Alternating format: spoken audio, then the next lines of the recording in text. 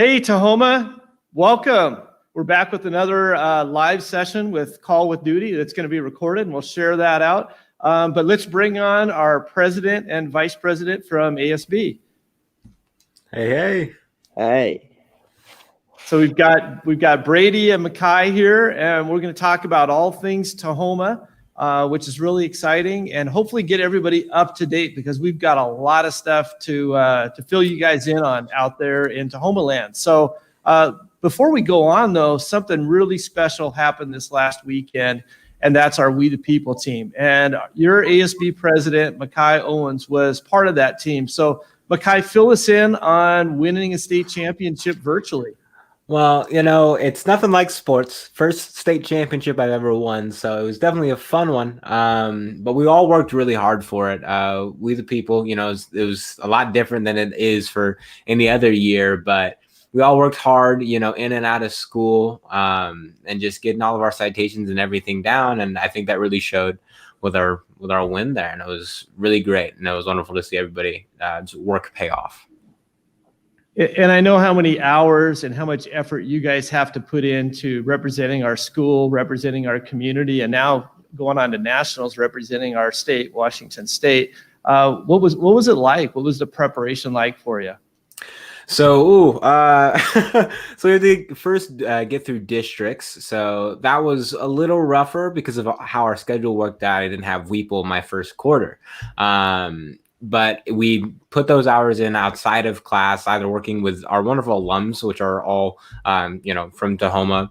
They're all in college now, but they helped us out outside of their school and giving us hours to work there. And, we have our Monday meetings that we do, and just prepping with all of our units in our entire class. I mean, we couldn't have done this without the collaboration of Mr. Seeger and Miss Wolfing and everyone coming together. But just prepping for state, it was nice having the class and being able to get in there, talk about current events, talk about what's going on, and really just specialize and get all of our information there. Well, hey, congratulations. And there's only one state champion, and it's Tahoma again. After, I don't know how many years we've won the state championship, but it's like 25 plus years Tahoma's been state. So pat yourselves on the back. I know you guys worked really hard. And we're super proud of you. Last week was a big inauguration too, Brady, and you haven't been through too many of those being a young man. What was that like for you? Honestly, this inauguration was pretty historic, especially the fact that we have elected our first female vice president and first woman of color. So two historic landmarks in itself, just in the election of Kamala Harris, and also historic that the first second gentleman ever in United States history is now in the White House. I will say that inauguration was very like impactful, especially the poem that was read at the end, near the end of the inauguration. It was just very powerful, and it showed me the hope that this country has for going forward. I love it, and I think we're all proud of where we are, and the message of coming together. I think that's as important at the national level and the local level. But also here at Tahoma High School and coming together, that we're one nation, right? And we got to come together. And we also use the phrase Tahoma, one school. So let's talk a little bit about Tahoma and transition into that. I first want to get a plug in for Little Women, which is going to be a Zoom musical. And it seems kind of crazy, but I've seen previews of this. So I'm hoping everybody out there in Tahoma land will turn your TVs and get tickets and watch our young men and young women perform a musical live on your TV from home. It's going to be really cool. So look into that, get your tickets, and let's cheer on our Bears that have put in a lot of work for something that I didn't even think was possible. Musical done via Zoom in everybody's individual homes, bringing it all together into one production. So a shout out to that team. That's amazing Tahoma stuff going on right there. So pretty cool. So look into that. Any questions you guys have? Anything you want to know about? Yeah, getting a hit up from some of my fellow classmates and peers. Got some burning questions. One of the ones that we've been talking about, I think we've hit it a couple times on here, Terry, is the plan for coming back. What is our plan? What do we got? Give me some info. Yeah, that's the question of the day, isn't it? Thanks, Makai. It seems like it changes all the time, but we are really excited that next Monday we're bringing back 75 students that have been selected for various reasons. So they're going to be back full time. And then our advanced auto shop also starting next Monday. And we're looking at a lot of seniors there that just really need those hands-on tools because that's their career, that's their vocation. And it worked out perfect with the schedule we're able to offer. We have to work with the Department of Health real closely. And I think that's really important for everybody to understand. Our elementary schools are coming back next week. And then next is going to be the upper elementary. So we got to give it a little bit of time. Then middle school and then high school. Yay. And we just can't wait. It's a lot of work getting there because of scheduling and balancing and all those kind of things. But we're going to be ready when the time is right. So I don't have a date for you, Brady and Makai, exactly when everybody is going to be back. But we are going to be back. I'm confident of that. It'll look like a hybrid when we come back. So, for example, if it's quarter 4, it would be a hybrid of your periods 5 through 8. And what a hybrid means is half of you will come to your class one day and the other half will come to the class the other day. And we're working on models right now. We're figuring out, number one, how will we offer classes to students that choose to stay home 100%? How will we offer classes to those that aren't there in that hybrid, so they're off day, so to speak? And then what do we do with students that are there, and how do we make that a meaningful experience? It's not just the curriculum. It's being around each other. It's getting to see your friends, socially distanced, of course. So we're also working on the best safety plan. But more to come on that. Definitely looking at that.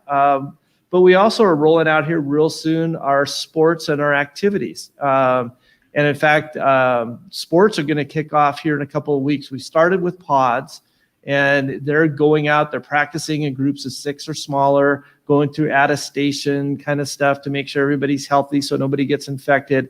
And our first season is going to be like football, volleyball, and that's going to kick off in March. And then we're going to have a second season that's going to kick off mid-April-ish, probably right after spring break.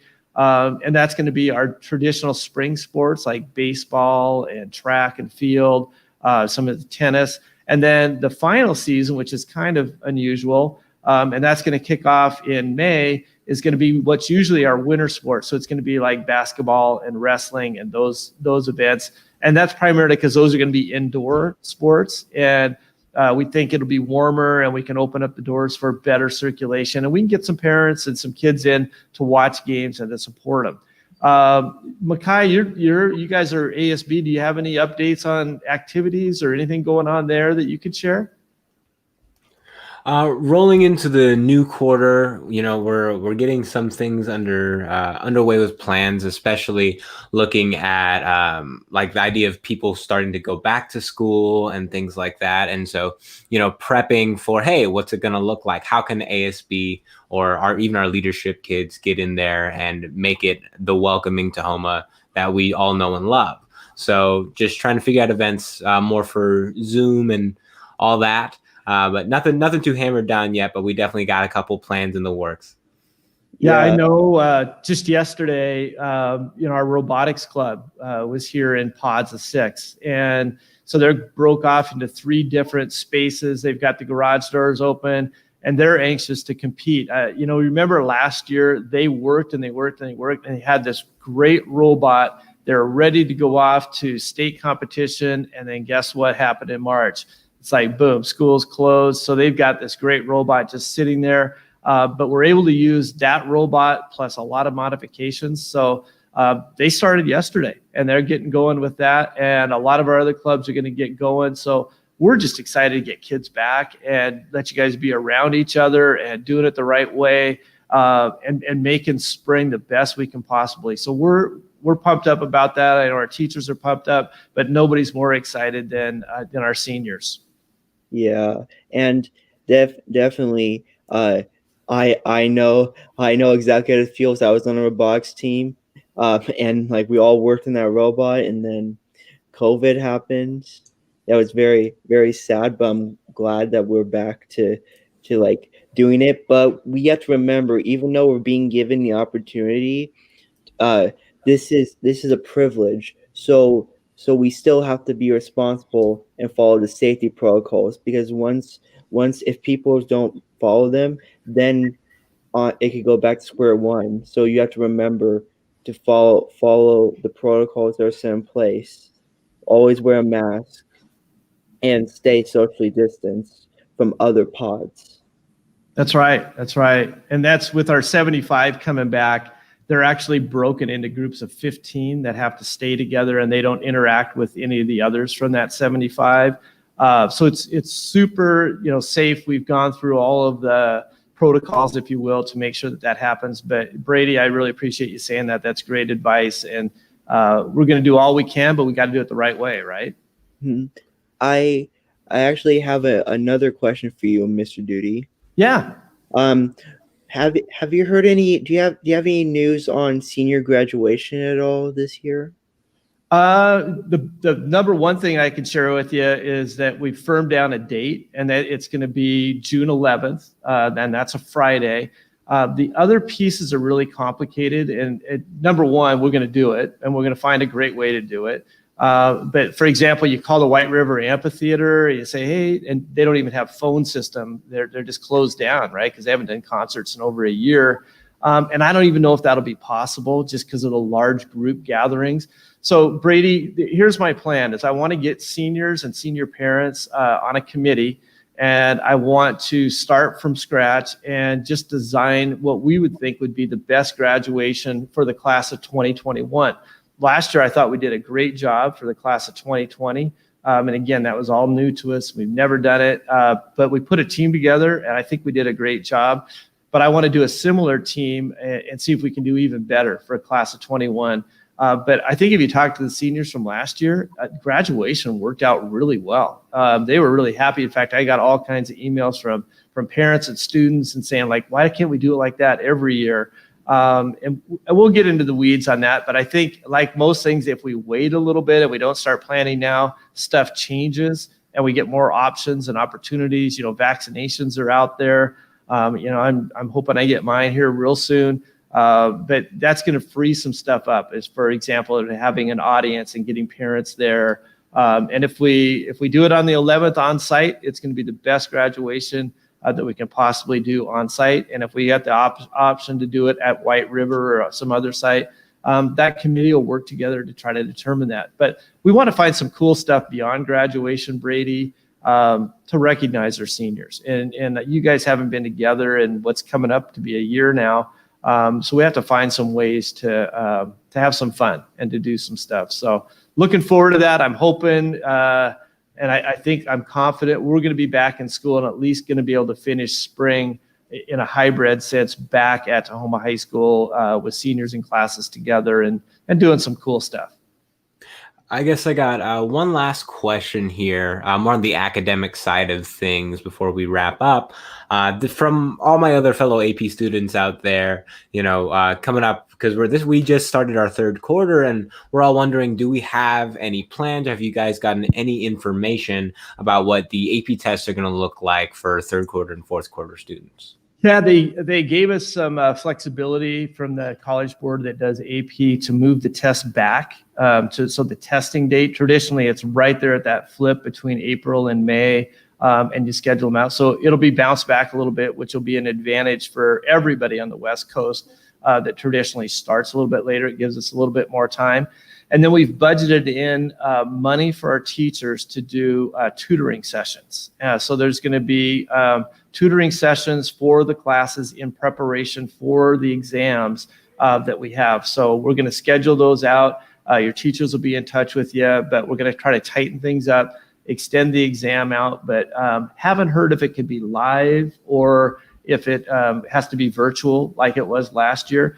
The tests are going to happen. They're going to be later. And we're going to prep up and do a great Tahoma job like we always did. Last year, we actually did super well. even though it was virtual. Our scores were outstanding. So I think we'll do better even this year. Great question. Anything else rolling out there? I think we just got one question that rolled in from the chat. From Patrick Carmichael, kind of moving in the same vein of clubs. We have one about band, and Drumline specifically. Do we have any info on Drumline being able to practice? Yeah, great. I haven't been asked that question. Drumline would be a go because it's percussion. The stuff that's a no-go are like choirs and bands where you're blowing into instruments. So there's some pretty tight guidelines on that. But fortunately, Patrick, the drumline or percussions are, yeah, we can do those. So that's probably a next step that we need to look into, just like all of our clubs and activities. And I know Miss Van Homessen's been working with all those teams to try to put together safety protocols. You have to do, and those of you that aren't familiar, you will be when we come back to school, but clubs and sports do what's called an attestation. You're attesting that you're healthy. And there's going to be like this QR code that you're going to put on your ASB card. And when you walk into school, you hold it up in front of a scanner and it gives you a little green arrow and says, yeah, you're good to go. Or a red arrow saying, yeah, you can't be on campus. So we're putting those protocols in place. We'll do the same like with the drumline or with the robotics. And we're going to have all of those in place for our 75 students that are coming back. So there'll be a tight protocol and we'll get drumline going. Great question, Patrick. And then we have another one in here from Hannah asking us about, another senior thing, another junior thing that's coming up. What about prom with the idea of kids coming back into school? Yeah, Hannah, I'm thinking that's probably going to be a non-starter. Social distancing and the 6 foot apart probably doesn't make for the coolest prom ever. But maybe there's some other ways. And again, working with that senior group, maybe there's some other ways that we can plan some things. Maybe there's a concert or something like that we can get a band that plays and everybody has to stay 6 feet apart. There's just some tight guidelines on assembly numbers. Sports right now, I think they've got a rule that's nothing more than 200 people can be at an outside venue at one time. So that would be like, a couple of football teams and some parents. So how would we do a prom?